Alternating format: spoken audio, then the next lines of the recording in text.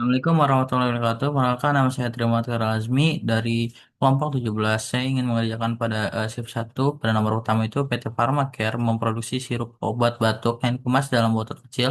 Volume sirup dalam sirup botol harus memenuhi standar mutu sebesar 1,5 ml. Untuk menjaga konsistensi mutu, tim quality control mengambil 5 sampel botol setiap hari selama 25 hari. Berikut merupakan data hasil pengukuran dari volume sirup obat batuknya.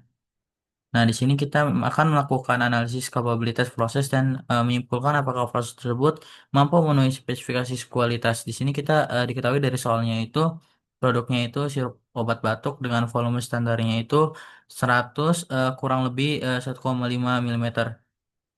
Untuk LCL-nya itu 98,5 ml. Untuk UCL-nya itu 101,5 ml. Untuk targetnya itu 100 ml. Nah, sini kita mengambil sampelnya itu 5 botol per hari selama 25 hari. Dengan total datanya itu 125 pengukuran. Nah, di sini kita akan mengerjakan pada aplikasi RStudio. Di sini saya sudah menuliskan kodenya terlebih dahulu. Nah, di sini saya akan mengerjakan pada aplikasi RStudio. Sini langkah pertama ini kita bisa memilih file untuk nge-project. Lalu tinggal pilih aja, eh, kita tunggu sampai proses selesai. Oke, tinggal pilih new directory. Nah, sini kita pilih folder mana yang dijadiin acuan untuk menjadi yang ada data Excel-nya. Kalau udah create project, selanjutnya ini kita akan mengaktifkan patch. Di sini kita menggunakan Read Excel dan juga KCC. Nah, di sini library Read Excel ini digunakan untuk membaca file Excel agar datanya bisa dimasukkan ke dalam R-nya. Untuk library KCC ini digunakan untuk membuat peta kendali control chart serta melakukan analisis kapabilitas prosesnya. Kita jalanin aja. Oke, selanjutnya ini kita akan menginput data dari file Excel-nya. Di sini kita memberi nama Excel-nya itu Tuming modul 5. Ini kita akan membaca pada lembar sheet pertama dan juga lembar sheet yang keduanya. Oke, kalau udah selesai, sini kita akan mendefinisikan informasi data yang terdapat pada soal yang pertama. Yang pertama ini kita memiliki nilai upper specification limitnya itu eh, sebesar 101,5. Dan untuk LCL-nya ini sebesar 98,5. Dan untuk targetnya itu kita memiliki target 100.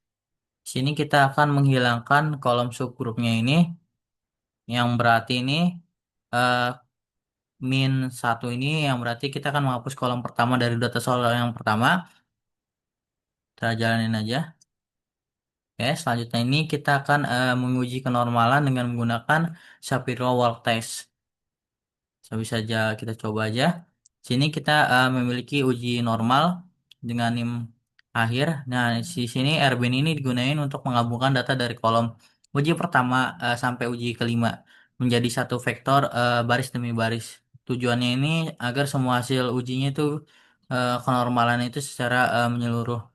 Dan Shapiro test ini digunain untuk menguji Shapiro Wilk untuk memeriksa apakah ada data berdistribusi normal atau tidak.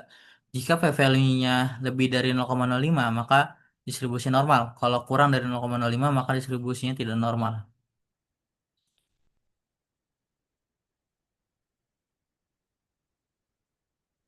Nah, di sini kita bisa menyimpulin hasil p-value yang kita dapat itu 0,3 yang berarti distribusinya normal.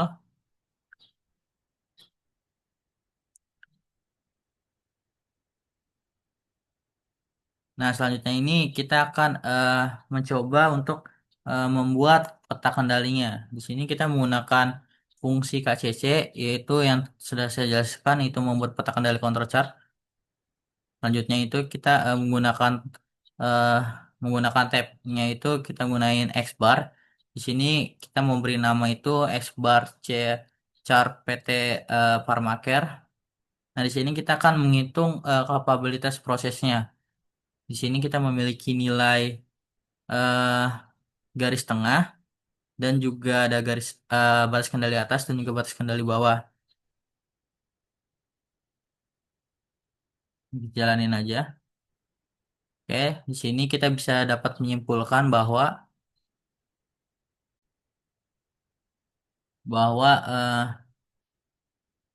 number of-nya atau data pengamatan itu ada 125 dengan targetnya itu 100 dengan rata-rata prosesnya itu 100 dan untuk standar deviasinya ini kita mendapatkan sebesar 0,3424 dengan LCL-nya itu 98,5 atau lower specification limitnya dan UCL-nya itu upper specification limitnya itu 101,5.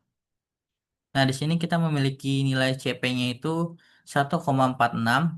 Di sini menunjukkan potensi kapabilitas proses tanpa memperhitungkan posisi rata-ratanya. Nilainya itu lebih dari 2, yang artinya itu proses potensialnya baik karena lebar verifikasinya itu lebih besar dari variasi prosesnya. Dan untuk CPK-nya ini kita mendapatkan 1,434. Di sini digunakan untuk mengukur kapabilitas aktual dengan memperhitungkan pergeseran rata-rata terhadap target nilai lebih dari 1,3 yang berarti proses sangat mampu memenuhi ekspektasi dari pelanggannya. Sini kita memiliki nilai CPU-nya itu 1,434, itu merupakan kapabilitas terhadap batas UCL-nya, dan untuk CPL-nya ini kita didapat 1,487, yaitu kapabilitas terhadap batas bawahnya. Dan untuk CPM-nya ini kita mendapatkan 1,456, yang artinya itu eh, kita menilai kapabilitas dengan mempertimbangkan seberapa jauh rata-rata proses dari target, mengukur ketepatan sekaligus presisi nilainya itu lebih dari satu menandakan prosesnya itu baik dan juga akurat. Selanjutnya ini kita akan melihat dari interpretasi grafiknya ini. Di sini kita memiliki LCL-nya itu sebesar 98,5, itu batas bawah spesifikasi dan targetnya itu 100. Nilai idealnya yang kita miliki, dan untuk batas UCL-nya itu 101,5. Nah, di sini kita bisa mengetahui bahwa sebagian besar datanya itu berada di sekitar targetnya itu 100. Dan hampir semua datanya berada di antara LCL dan juga UCL, yang artinya itu tidak ada produk di luar batas spesifikasi. Jadi kita bisa menyimpulkan nilai CP-nya itu 1,46 dan CPK-nya itu 1,434, dan untuk itu lebih dari 1,33, yaitu prosesnya mampu dan stabil memenuhi spesifikasi, dan nilai CPK-nya itu eh, sama dengan CP yang menandakan rata-rata proses mendekati target, yang artinya tidak terjadi pergeseran signifikan. Jadi itu merupakan kesimpulan pada nomor satu yang saya sudah jelaskan. Ya, lanjut kita akan ke nomor 2.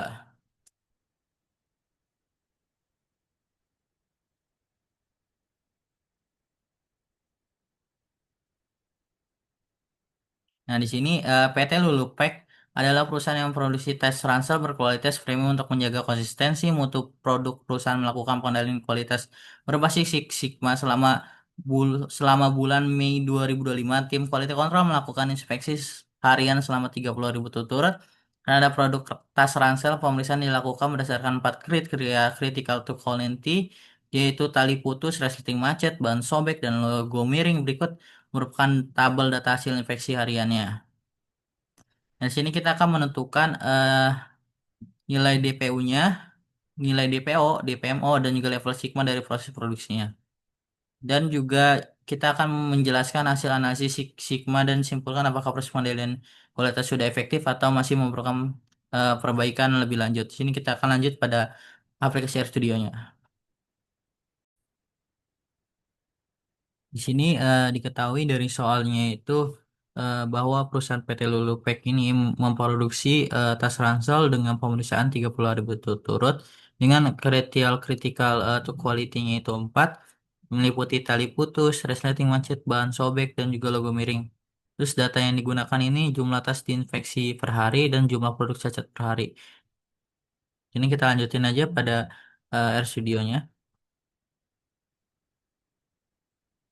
Terlebih dahulu kita jalanin ini dulu untuk menginput datanya. Oke.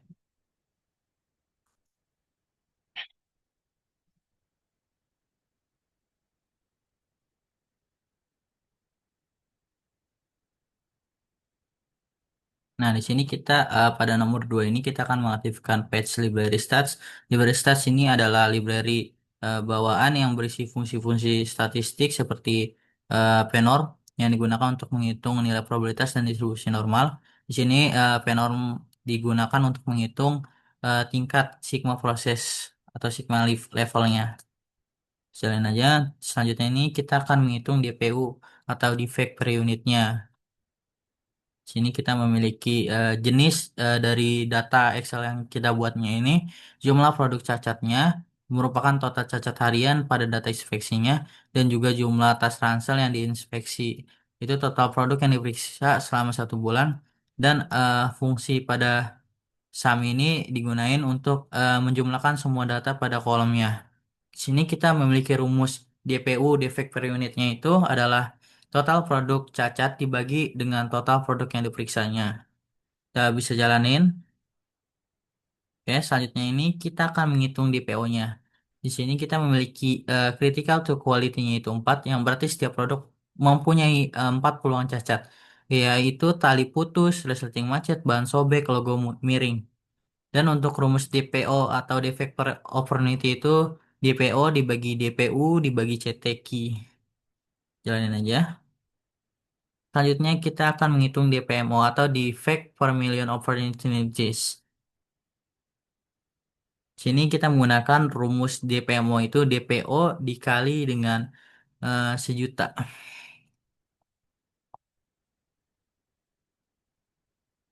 Ya, selanjutnya ini kita mengetahui bahwa semakin kecil nilai DPMO, semakin baik kualitas prosesnya. Selanjutnya kita akan menghitung level sigmanya. Sini level sigma ini kita menggunakan per norm atau menghitung probabilitas kumulatif dari distribusi normalnya. Selanjutnya eh, pada rumus di atas kita akan menghitung atau rumus di sini kita akan menghitung tingkat sigma proses dengan asumsi shift-nya itu 1,5 sigma. Jadi semakin besar level sigma ini, semakin dikit cacat dalam prosesnya. Kita jalanin aja. Oke, selanjutnya ini kita akan membuat ringkasan hasil dari hasil yang telah kita buat tadi. Ini kita buat buat summary-nya. Cbin ini digunakan untuk menghubungkan keempat hasil dari DPU, DPO, DPMO, dan juga level sigma menjadi satu tabelnya. Dan untuk round ini untuk membuatkan hasil ke angka desimal. Terus selanjutnya itu raw names ini digunakan memberi nama baris tabel di sini, diberi label dengan nilai. Selanjutnya ini kita akan menampilkan hasilnya. Bisa jalanin aja.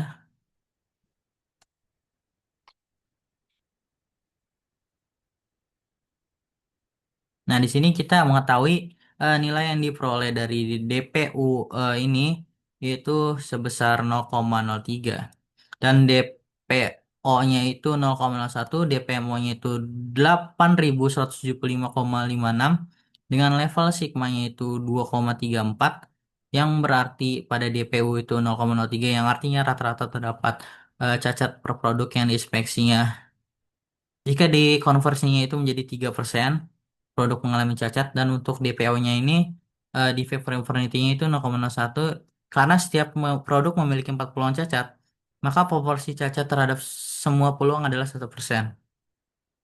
Dan untuk DPMO-nya ini atau defect per million of Indonesia itu 8.175,56, yang artinya terdapat 8.176 cacat untuk setiap 1 juta peluang cacat. Ya, dalam standar industri ini tergolong cukup baik karena masih jauh pada targetnya. Selanjutnya itu kita mendapatkan level sigma yaitu 2,34, yang menunjukkan tingkat performa proses produksi berada kisaran 2 sigma. 2 sigma itu yang telah kita eh, presentasiin dalam bentuk seberapa baiknya dia. Selanjutnya ini dalam level ini proses menghasilkan sekitar 6-7% eh, produk cacat, yang berarti perlu peningkatan kualitas agar mendekati level 4-5 sigma.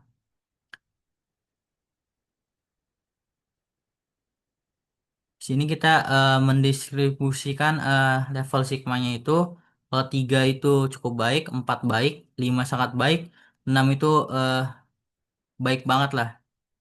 Selanjutnya, kita setelah menyimpulkan hasil yang kita memperoleh, kita memberikan kesimpulan bahwa berdasarkan hasil analisis Six Sigma terhadap proses produksi PT Lulu Pack, nilai DPU didapatnya itu 0,03, nilai DPM itu 8.175,56, dan level sigma-nya itu 2,34. Maka kita simpulin bahwa proses produksinya belum sepenuhnya efektif karena masih terdapat cacat yang cukup tinggi dibandingkan standar Six Sigma-nya. Perusahaan perlu melakukan perbaikan yang lebih lanjut seperti menganalisis penyebab cacatnya dan peningkatan kontrol prosesnya dan pelatihan operator untuk mengurangi variasi dan kesalahannya. Dengan langkah ini, PT Lulu dapat meningkatkan performa menuju proses yang lebih efisien.